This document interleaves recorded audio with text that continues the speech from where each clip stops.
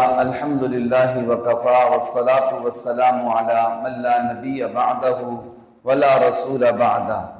الحمد للہ الذی رفع السماء بقدرتہ ومد الارض بمشیتہ وخلق الخلائق بارادتہ ثم استوى على العرش كما يليق بجلالہ. والحمد للہ الذی فی السماء عرشہ وفي الأرض سلطانه وفي البحر سبيله وفي الجنة رحمته وفي النار عقابه. وأشهد أن لا إله إلا الله وحده لا شريك له وأشهد أن سيدنا ومولانا محمدا عبده ورسوله صلى الله تعالى عليه وعلى آله وأصحابه وسلم تسليما كثيرا كثيرا. اما بعد فاعوذ باللہ من الشیطان الرجیم. بسم اللہ الرحمن الرحیم. لقد کان لکم فی رسول اللہ اسوۃ حسنہ. صدق اللہ العظیم. کتاب فطرت کے سرورق پر جو نام احمد رقم نہ ہوتا، کتاب فطرت کے سرورق پر جو نام احمد رقم نہ ہوتا تو نقش ہستی ابھر نہ سکتا، وجود لوح و قلم نہ ہوتا. تیرے غلاموں میں بھی جو نمایا جو تیرا عکس کرم نہ ہوتا، تیرے غلاموں میں بھی نمایا جو تیرا عکس کرم نہ ہوتا. بارگاہ ازل سے تیرا خطاب خیر الامم نہ ہوتا. نہ روئے خلق سے نقاب اٹھتا، نہ ظلمتوں کا حجاب اٹھتا. فروغ بخش نگاہ عرفاں اگر چراغ حرم نہ ہوتا. یہ پھول نہ ہوتا تو کلیوں کا تبسم بھی نہ ہوتا. یہ گل نہ ہوتے تو بلبل کا ترنم بھی نہ ہوتا. نقش ہستی میں یہ غنچے بھی پریشاں ہوتے. رخت بردوش پہ سب دست و گریباں ہوتے. خیمہ افلاک میں پھر سے تشدد ہوتا. نہ دشت و جبل توحید کے خودی ہاں ہوتے. بزم توحید کے نعروں میں تردد ہوتا. نہ دشت و جبل توحید کے خودی ہاں ہوتے.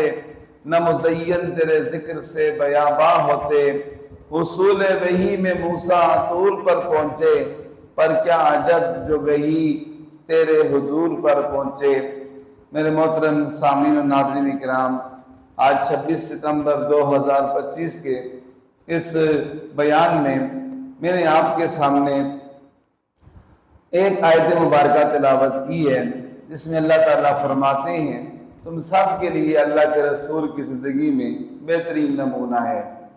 گزشتہ درس میں نے آپ کے سامنے اپنے پیارے نبی صلی اللہ علیہ وسلم کے مزاح کے 2 واقعات بیان کیے تھے.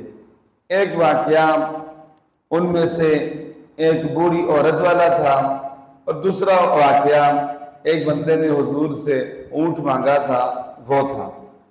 ہمارے پیارے نبی صلی اللہ علیہ وسلم صحابہ کرام سے مزاح بھی فرمایا کرتے تھے. ایک دفعہ صحابہ نے فرمایا کہ اللہ کے پاک نبی، آپ تو ماشاءاللہ ہم سے مزاح بھی فرما لیتے ہیں، گپ شپ بھی لگا لیتے ہیں، خوش طبعی کی باتیں بھی کرتے ہیں. تو حضور صلی اللہ علیہ وسلم نے فرمایا ہاں، مگر میں کبھی غلط بات نہیں کہتا. مزاح کرتا ہوں لیکن مزاح میں کبھی جھوٹ نہیں بولتا، کبھی ایسا مزاح نہیں کرتا کہ جس سے بندہ تنگ ہو، پریشان ہو. ایسا مزاح کرتا ہوں جس سے دوسرا بندہ خوش ہو جاتا ہے اور اس میں جھوٹ بھی نہیں ہوتا. اور ایسا مزاح کرنے کی ہمیں بھی اجازت ہے. تو آج میں اسی سلسلے میں 1-2 واقعات اور پیارے نبی صلی اللہ علیہ وسلم کے مزاح کے آپ کے سامنے بیان کرنا چاہوں گا. ان میں سے پہلا واقعہ یہ ہے کہ ایک دفعہ ایسے ہوا کہ ایک صحابی تھے دیہات کے رہنے والے، گاؤں کے. ان کا نام تھا ظاہر بن حرام. وہ جب دیہات سے، گاؤں سے، پنڈ سے شہر آتے تھے پیارے نبی صلی اللہ علیہ وسلم کے پاس، تو گاؤں کی جو پنڈ کی جو چیزیں ہوتی ہیں وہ اپنے ساتھ لے آتے تھے. سبزی وغیرہ، ترکاری وغیرہ اور اس طرح جو چیزیں گاؤں میں پیدا ہوتی ہیں وہ حضور کے پاس لاتے تھے، حضور کے لیے ہدیہ لے کر آتے تھے. اور جب جانے لگتے تھے واپس تو ہمارے پیارے نبی حضرت محمد مصطفیٰ صلی اللہ علیہ وسلم جو شہر کی چیزیں ہوتی تھی وہ ان کو دے دیتے تھے۔ تو پیارے نبی صلی اللہ علیہ وسلم فرمایا کرتے تھے کہ یہ ظاہر میرا صحابی یہ ہمارے دیہاتی ہیں اور ہم ان کے شہری ہیں، اور آپ صلی اللہ علیہ وسلم کو ان کے ساتھ بہت زیادہ محبت تھی، بہت زیادہ تعلق تھا۔ اور یہ جو ظاہر بن حرام تھے یہ پکے نقش و نگار کے تھے اور پکے رنگ کے تھے۔ تو پیارے نبی حضرت محمد مصطفیٰ صلی اللہ علیہ وسلم نے ایک دفعہ اس طرح ان سے مزاح فرمایا کہ حضور بازار کی طرف گئے، دیکھا گیا کہ یہ جو ظاہر بن حرام یہ صحابی ہیں انہوں نے یہ اپنا سودا سلب کوئی بازار میں بیچ رہے ہیں۔ تو پیارے نبی صلی اللہ علیہ وسلم ایسے پیچھے کی طرف سے آئے اور آ کر ان کی دونوں آنکھوں پر ہاتھ رکھ گئے، جیسے بچے بھی کھیلتے ہوئے ہاتھ رکھتے ہیں پھر پوچھتے ہیں بتاؤ جی میں کون۔ تو پیارے نبی صلی اللہ علیہ وسلم نے ان کی آنکھوں پر ایسے دونوں ہاتھ رکھے اور پھر حضور صلی اللہ علیہ وسلم نے پوچھا کہ یہ بتاؤ کہ میں کون ہوں۔ انہوں نے نا آنکھوں کی سیاہیوں سے پیارے نبی صلی اللہ علیہ وسلم کو دیکھ لیا تھا، پتہ چل گیا تھا کہ یہ ہمارے پیارے نبی حضرت محمد مصطفیٰ صلی اللہ علیہ وسلم ہے۔ چونکہ حضور کا وجود، حضور کا جسم مبارک وہ برکت والا جسم تھا، صحابہ کرام تو حضور کے ہاتھوں کو چومتے تھے، حضور صلی اللہ علیہ وسلم کے جسم کے ساتھ ہاتھ لگا کر اس سے برکت حاصل کرتے تھے۔ حضور کی کمر پر ختم نبوت کی مہر تھی، صحابہ کرام کبھی اس کو بھی ہاتھ لگاتے تھے، اس کو بھی چومتے تھے۔ صحابہ تو حضور کے ایسے دیوانے تھے کہ حضور صلی اللہ علیہ وسلم جب بات فرماتے تھے تو بات کے دوران جو حضور کے منہ سے لعاب نکلتا تھا، جو حضور کا تھوک منہ سے نکلتا تھا، اس کو بھی صحابہ کرام اپنے ہاتھ میں لے لیتے تھے اور اس کو بھی اپنے جسم پر مل کے وہ یہ سمجھتے تھے کہ اس سے بھی ہمیں برکت حاصل ہوتی ہے، اتنا حضور سے پیار کرتے تھے۔ جب ان کو پتہ چلا کہ اللہ کے نبی ہیں تو یہ اپنی کمر کو جو ہے نا اور حضور صلی اللہ علیہ وسلم کے جسم مبارک کے ساتھ، حضور کے سینے کے ساتھ، وہ سینہ جس کا ذکر اللہ نے قرآن میں فرمایا کہ الم نشرح لک صدرک، اس سینے کے ساتھ اور جو ہے وہ لگانے لگے یہ ظاہر بن حرام۔ تو پیارے نبی صلی اللہ علیہ وسلم نے فرمایا کہ کون جو ہے مجھ سے اس غلام کو خریدے گا، یعنی کون مجھ سے اس غلام کو خریدے گا۔ تو یہ ظاہر بن حرام کہنے لگے اگر آپ مجھے فروخت کریں گے تو مجھے کھوٹا پائیں گے، زیادہ مول نہیں لگے گا میرا، زیادہ آپ کو پیسے نہیں ملیں گے۔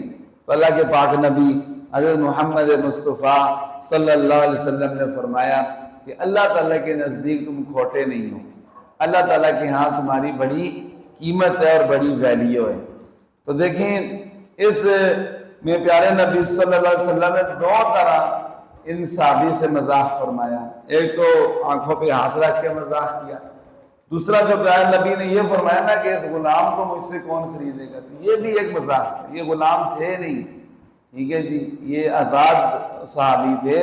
تو پیارے نبی صلی اللہ علیہ وسلم نے یہ بھی جو کہا کہ اس غلام کو مجھ سے کون خریدے گا، تو یہ بھی اللہ کے پاک نبی صلی اللہ علیہ وسلم نے ان سے ایک قسم کا مزاح فرمایا۔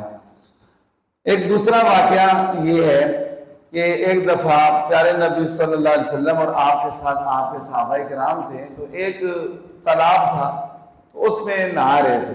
تو پیارے نبی صلی اللہ علیہ وسلم نے نا جوڑی جوڑی مقرر کہ آدھے بندے اس سیر کھڑے ہو گئے اور آدھے اس سیر کھڑے ہو گئے، اور حضور نے یہ فرمایا کہ فلاں فلاں کی جوڑی ہے تو فلاں نے تیر کے فلاں کے پاس پہنچنا ہے، جیسے ریس لگاتے ہیں نہانے کے دوران کے جی ادھر بندے کھڑے ہوتے ہیں، چلو جی ریس ہے جی کون پہلے پہنچے گا۔ تو اس طرح دو دو جوڑیاں حضور نے مقرر کی، حضور خود بھی نہ آ رہے تھے، دو جوڑیاں مقرر کر دی۔ حضور نے فرمایا میری جوڑی جو ہے نا وہ حضرت ابوبکر صدیق رضی اللہ تعالیٰ عنہ، اور آپ کو پتہ ہے حضور کی اور حضرت ابوبکر صدیق رضی اللہ تعالیٰ عنہ کی جوڑی یہ بچپن سے ساتھ، بچپن میں بھی ساتھ کھیلتے تھے، تھوڑا بہت عمر کا فرق تھا تو سال دو سال کا، بچپن میں بھی ساتھ کھیلتے تھے، جوانی میں بھی ساتھ کھیلتے تھے۔ جب حضور صلی اللہ علیہ وسلم کو نبوت ملی تو حضرت ابوبکر صدیق رضی اللہ تعالیٰ عنہ ایمان بھی سب سے پہلے لائے اور پھر سب کچھ اپنا نچھاور کر دیا، ہجرت کے سفر میں بھی آپ کے ساتھ تھے۔ یہ جوڑی ساری زندگی ساتھ ساتھ ہی رہتی تھی، ٹھیک ہے جی. اور اسی لیے قبر میں بھی حضور صلی اللہ علیہ وسلم کے ساتھ ہیں. حضور کی قبر کے ساتھ حضرت ابوبکر صدیق رضی اللہ تعالیٰ عنہ کی جوڑی ہے. اور حضور نے فرمایا زندگی میں بھی ابوبکر میرا جوڑی تھا اور فوت ہونے کے بعد بھی میرا جوڑی ہے. قیامت والے دن بھی اللہ تعالیٰ پہلے قبر سے مجھے اٹھائیں گے اور میری دائیں طرف سے حضرت ابوبکر کو اٹھائیں گے. تو قیامت والے دن بھی یہ میرے ساتھ ہی ہوگا. اور فرمایا اسی طرح پھر ہم میری دائیں طرف ابوبکر، میری بائیں طرف حضرت عمر، اسی طرح ہم پھر جنت میں داخل ہوں. جنت میں بھی ابوبکر میرے ساتھ ہوں. تو یہ نہانے کے دوران جوڑی مقرر کی. تو پیارے نبی صلی اللہ علیہ وسلم جب تیر کر حضرت ابوبکر صدیق رضی اللہ تعالیٰ عنہ کے پاس پہنچے تو حضرت ابوبکر صدیق رضی اللہ تعالیٰ عنہ کی گردن سے پیارے نبی صلی اللہ علیہ وسلم نے پکڑ لیا. ٹھیک ہے جی. مزاح کے طور پر جیسے بندہ کھیلتے ہیں دوسرے کے ساتھ، تو نبی علیہ السلام نے ابوبکر کی گردن سے پکڑا بطور مزاح کے. تو یہ ان سے مزاح فرمایا. اور یہ کھیلنے کے دوران بھی دیکھیں ایسا نہیں ہے کہ حضور فرمایا میں تو نبی ہوں، سائڈ پر ہو کر بیٹھ جائیں، نہائیں نہ اپنے صحابہ کے ساتھ، بلکہ اللہ کے پاک نبی صلی اللہ علیہ وسلم اپنے صحابہ کے ساتھ گل مل کر رہتے تھے.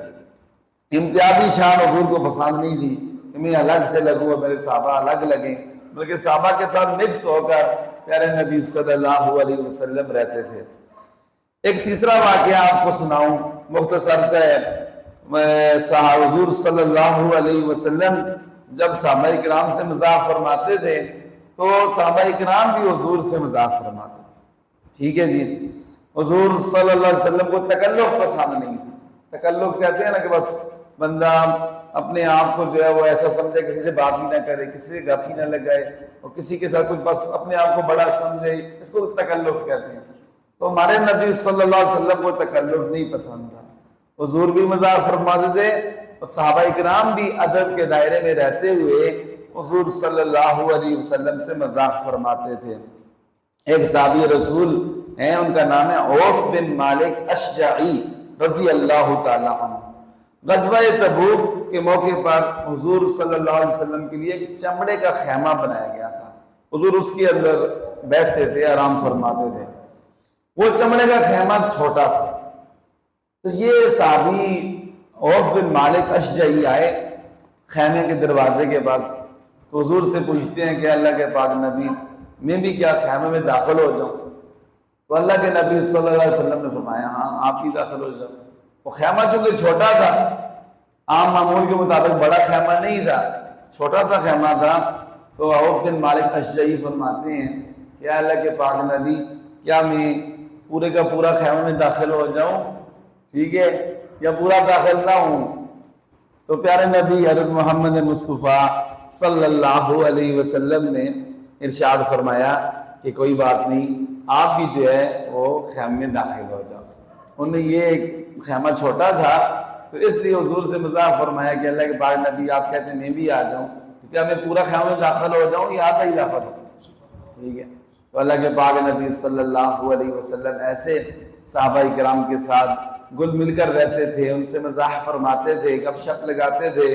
اور صحابہ کرام بھی حضور سے خوش طبعی کے ایسے خوش طبعی سے پیش آتے تھے. صحابہ کرام میں ایک صحابی تھے جن کا نام تھا اللہ اکبر نعیمان بن عمر بن رفاع بن حارث. یہ بہت زیادہ اللہ کے پاک نبی صلی اللہ علیہ وسلم سے مذاق فرماتے تھے، بہت زیادہ یہ مذاقی تھے. تو ان کے مذاق کے واقعات ہیں وہ انشاءاللہ آئندہ کے درس میں ذکر کریں.